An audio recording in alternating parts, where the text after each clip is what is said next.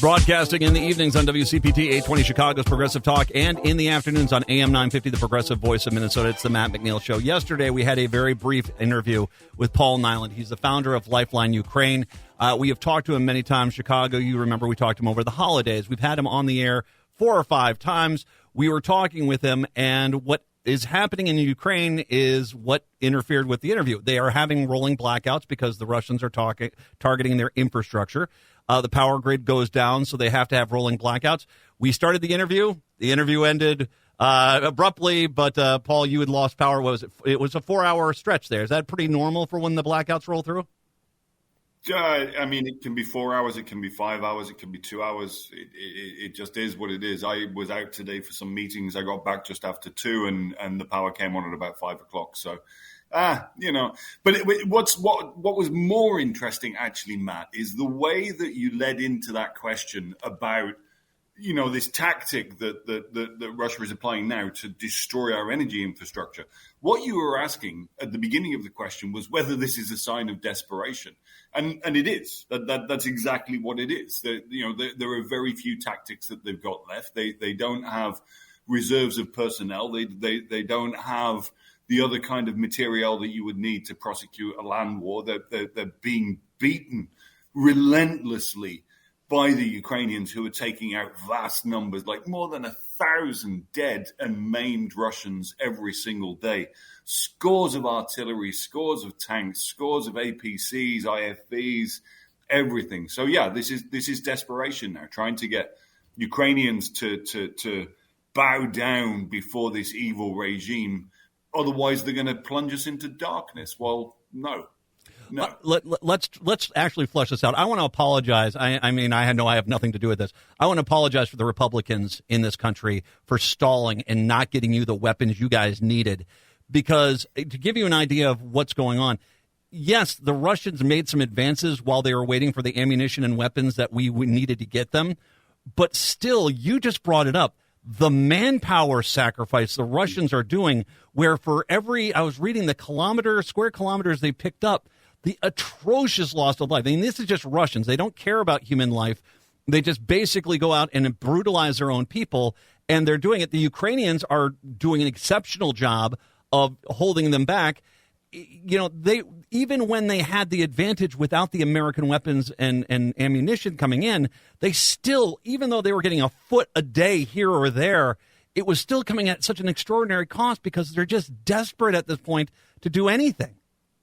Okay, so 2 points, right? First of all, the delay that came from the Republicans, there was also a small amount of the drawdown authority that President Biden had left over as well. I think about $4 billion. So he actually could have acted. He could have done something, just got something out of the door. We were experiencing tough times. But yeah, I mean, what annoyed me more, obviously the length of the delay and the costs, therefore, to Ukraine in lost lives, in lost territory. All of that is terrible. But the worst thing for me about it is the lies that it was based on. I saw J.D. Vance do an interview on CNN. I wrote an article for Byline Times taking it apart, sentence by sentence, paragraph by paragraph, because, the objections that were being raised to the provision of military assistance to Ukraine were absurd. They were based on nonsense and lies. There was another one yesterday that the First Lady, Olena Zelenska, had just bought from American taxpayer money a 4.6 million euro Bugatti car. Who invents this crap, right? But it was, during that debate period, people were talking about Zelensky's ministers going off and buying yachts. Do you know who buys yachts? It's the Russian elite. That's who's buying the yachts. The aid that comes to Ukraine is actually very, very well audited. Very well audited. But the loss ratio per square meter of Russian advance, I was reading, I think you must have read the same thread as me, from Mick Ryan, who's an Australian military professional. So I think the figures were 521 square kilometers of land taken for the cost of 180,000 men. That's insane. Which breaks down as 360 men per square kilometer. That's insane. That is. Ratios. As I'm a veteran, that kind of loss is something where military leaders would say, okay, this is too much. I mean, that's getting up towards like the worst of Gettysburg and World War I, that, you know, where you're entrenched in those lines and you're getting inches and it's costing everything.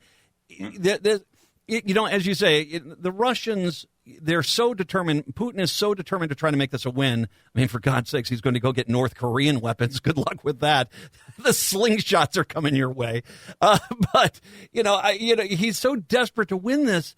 It is terrifying to see what this psychopath is doing to his own people. I mean, they've now upped the money because they don't want to do a draft in Russia. They've now upped the money dramatically to try to get people to go in there, but everyone knows if you go in, you're not getting any equipment, you're not getting any body armor, you're not getting any support. It's basically you are there to be a coffin. Because they don't have equipment to send them out into the battlefield with, why bother training them as well, for example? I mean, no, the insane thing is that they're still able to generate new forces, of something like 25 to 30,000 men every month. Well, that's how many are getting killed, right? So if we're looking at, like, this is already the third cycle of the Russian army that the Ukrainians have gone through so far. It's insane that they can still keep recruiting, but as you mentioned, the money goes up, right? And another statistic that I saw yesterday is that 89% of Russians live below the poverty line by US or European standards. 89% of them. So what choice have they got? What choice have they got? If the only paid and at that well-paid employment is to go and take your chances on the battlefield in Ukraine, if you're an ordinary Russian from the region somewhere and life is pretty crap, it's pretty dire, then that seems like an option, right? But it doesn't last for long. And they still can't get people. They're rounding up prisoners. They're just basically yanking people off the streets in Russia. I don't want to use this as a way to discount the absolute badassery of the Ukrainian fighting forces. Once again, still one of the greatest counteroffensives I've ever seen. The ability for not only when you are short on ammunition to not lose massive swaths of land and cost the Russians a heck of a lot of money. But now when you're armed, I've been very impressed lately with the tactic of, and I'm 100%, if they're firing missiles at you from Russia, well, that became a target for you guys. And they have been doing, it seems to be, at least on the international news I'm seeing here, a better job of even putting the Russians back on their heels in Crimea and in the Russian state by firing rounds back at them. And this summer is going to be very, very hot in Crimea. Very hot. The F-16s will be here soon. I read yesterday that the export control documents have been signed by the Dutch, and so there's 24 planes coming from them. I know that there's planes coming from the Danish and from various other partners as well. And the pilot training is going exceptionally well. But I mean, that speaks to as well, Matt, the way that you're describing the actions of the Ukrainian armed forces as heroic. This is all a matter of necessity. Yeah. I don't believe that this is any longer an existential war for the state of Ukraine. That was, the initial goal that Putin had, and that's long since been beaten. But, the reality is that the Ukrainians have to fight because they are on their land and it is their people, the liberation of their people that they are fighting for. And it's about to get much, much worse for the Russians as well. And, especially considering how weakened they already are as a military force. When I say it's about to get worse, I mean, we're going to see magnitudes of volumes of work worse. But especially what we're going to see over this summer is a massive and sustained air campaign with those very same F-16s all over Crimea. Russia has got 223 military assets dispersed around the peninsula of Crimea.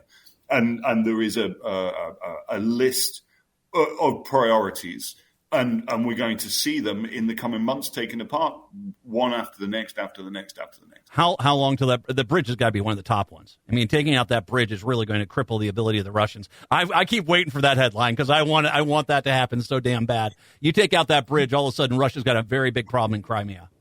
The last time we hit it, and I saw video of it engulfed in flames, I thought it was CGI. I really, really didn't believe it at first, but Ukraine has proved already that it can hit this bridge and do damage to it.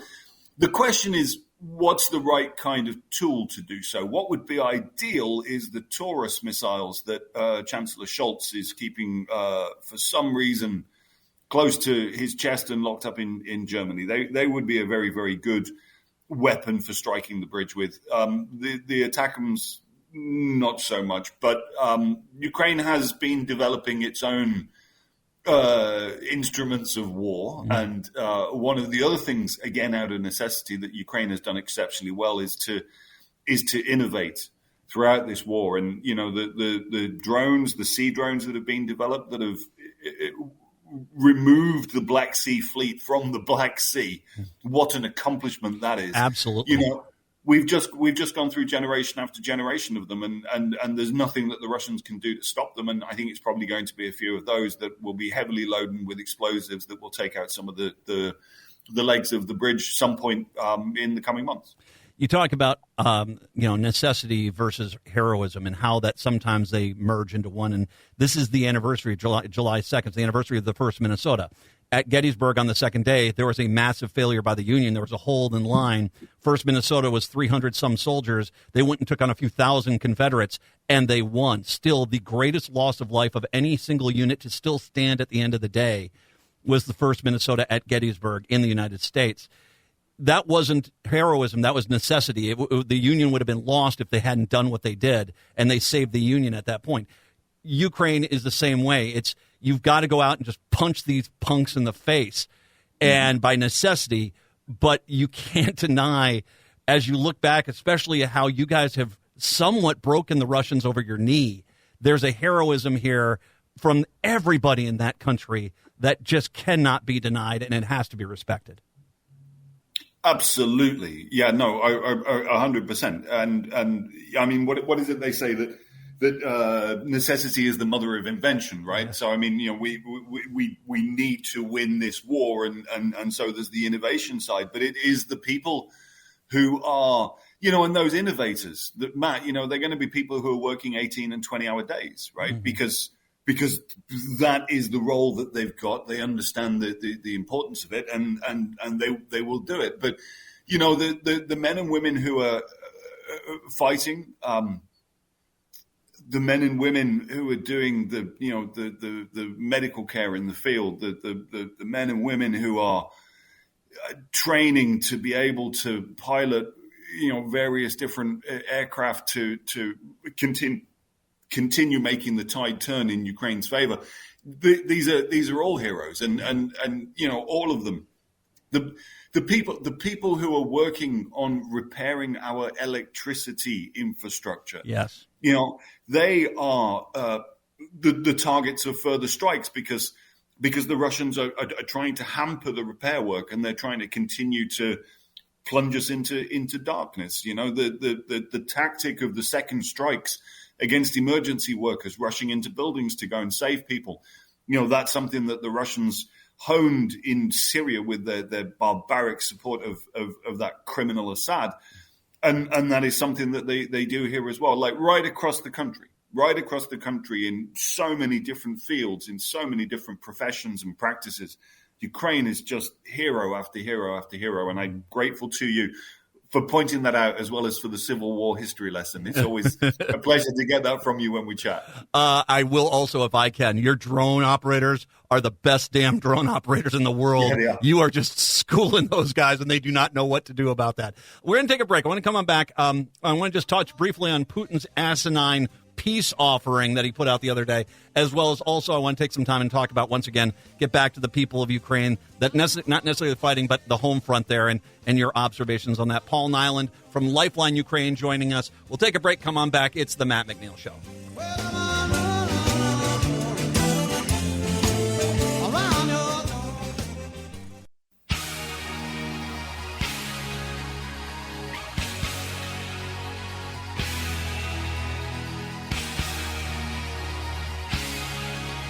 It's the Matt McNeil Show once again on your Tuesday. Paul Niland from Lifeline Ukraine joining us from Ukraine to talk about what is going on there right now. The other day, Putin came out with this just jackassian peace offer where he says, well, you just let us keep what we've already taken and we'll call it even. Not only is that just ignorant, because how in the hell is he even going to hold those lands? Because the last time I checked, the people that he's occupying don't want him there. But it's also just so disingenuous and just so slimy to kind of put that out there, acting like that's some sort of, olive branch to the Ukrainians. It was worse than that. It was worse than that. He didn't just say, I'm keeping these lands that I'm currently on. He also demanded the remaining territory of the oblasts in the south, Kherson and Zaporizhia, that have been occupied since the beginning of the full-scale war, right? And so that includes the capitals of both of those regions, right? The city of Kherson, which was liberated already, and we saw great scenes from there the day that it was liberated, right? It was occupied for 8 months, and CNN and ABC, they were amongst the first to be in there with the first troops, and they just saw scenes of utter jubilation. So Putin wants that back, and he wants the city of Zaporizhia as well, which he's never controlled. And the combined population of the two cities is 1 million people.